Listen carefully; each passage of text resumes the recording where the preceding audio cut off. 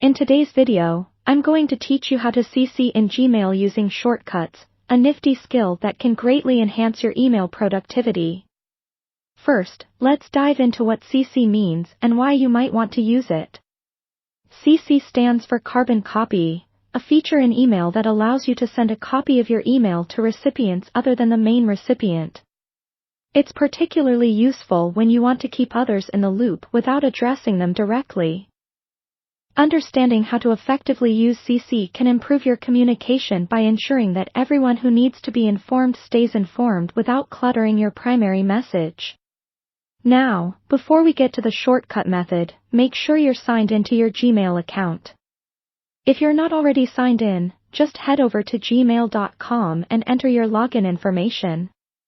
Once logged in, click on the Compose button located in the upper left part of the Gmail interface. This will open a new email window where you can start crafting your message. In the new email window, you'll see the primary field labeled to where you address your main recipients. Next to this field, at the right side, there's a small CC and BCC link. Clicking on CC will expand the field where you can start adding email addresses, but there's a more efficient way to do this using keyboard shortcuts. To enable keyboard shortcuts in Gmail, you first need to make sure they're turned on. Click on the gear icon in the upper right corner of your Gmail home screen to go to Settings, then select See All Settings from the drop-down menu.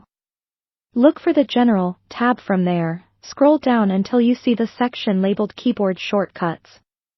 Make sure the option Keyboard Shortcuts on is selected, then scroll to the bottom of the page and click Save Changes.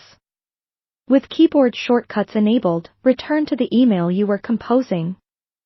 Press Tab to navigate from the To field down to the subject line, then press Tab again to go directly to the main body of your message.